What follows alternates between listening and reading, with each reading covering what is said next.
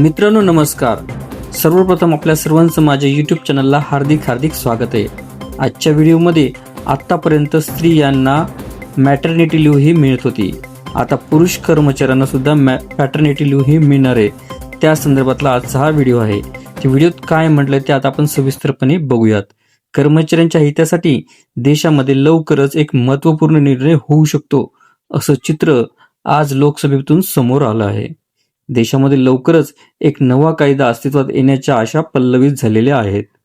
बारामतीच्या खासदार सुप्रिया सुळे यांनी लोकसभेमध्ये 2 महत्त्वाची विधेयके हे सादर केली आहेत.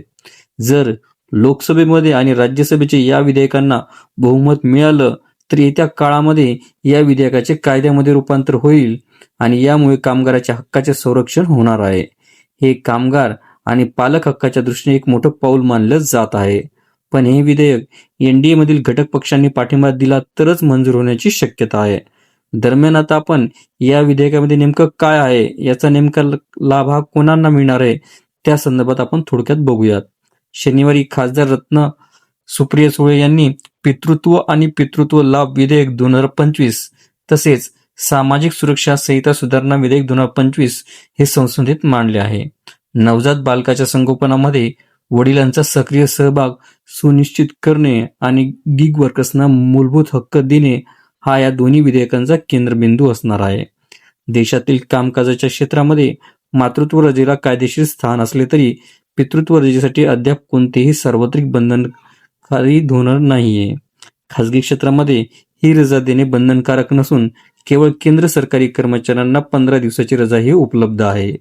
अशा पार्श्वभूमीवर सुप्रिया सुळे यांचे paternity and paternal benefits bill 2025 हे विधेयक पितृत्व रजेचे औपचारिक कायदेकरण करण्याच्या दिशेने महत्त्वाचे मानले जात आहे.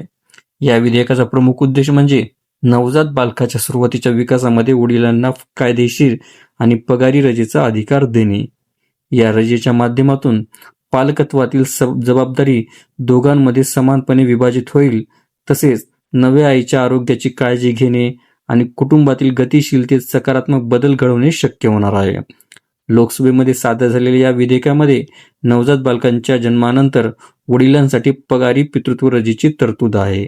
तसेच माता आणि बालकाच्या सुरुवातीच्या काळजीत वडिलांचा समान सहभाग व कुटुंब केंद्रित आणि लवचिक पालकत्वाला प्रोत्साहन अशा तरतुदींचा समावेश आहे. उल्लेखनीय म्हणजे हे खासगी सदस्य विधेयक असल्याने त्याच्या अंमलबजावणीसाठी संसदेत विस्तृत चर्चा आणि मंजुरी आवश्यक आहे. जगातील सुमारे 63% देशांमध्ये पगारी पितृत्व रजा अनिवार्य आहे. आइसलँडमध्ये 180 दिवस, स्पेनमध्ये 112 दिवस, नेदरलँड्समध्ये 42 आणि पोर्तुगालमध्ये 35 दिवसाचा कालावधी उपलब्ध आहे. तर अमेरिका आणि काही पॅसिफिक देशांमध्ये पितृत्व रजेला कोणतीही कायदेशीर हमी नाही. यात गिग वर्कर्ससाठी नवी तरतूद आहे. सुप्रिया सुळे यांनी सादर केलेल्या दुसऱ्या विधेयकामध्ये गिग वर्कर्सच्या कामाच्या तासांचे नियमन, किमान वेतन आणि सामाजिक सुरक्षेच्या अधिकारांचा समावेश आहे. वाढत्या डिजिटल आणि प्लॅटफॉर्मवर आधारित रोजगार व्यवस्थेमध्ये या तरतुदी आवश्यक मानल्या जात आहेत. दोन्ही विधेयके सध्या संसदीय चर्चेच्या प्रतीक्षेत आहेत. देशातील कामगार आणि पालकत्व धोरणांसाठी हे प्रस्ताव दूरगामी ठरू शकतात. आपल्याला व्हिडिओ कसा वाटला कृपया कॉमेंट बॉक्समध्ये नक्की सांगा.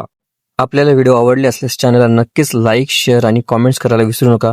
तसेच चॅनलला ऑल नोटिफिकेशन्स ऑन करून सबस्क्राईब करा, जेणेकरून व्हिडिओचे सर्व नोटिफिकेशन्स आपल्याला सर्वप्रथम मिळतील.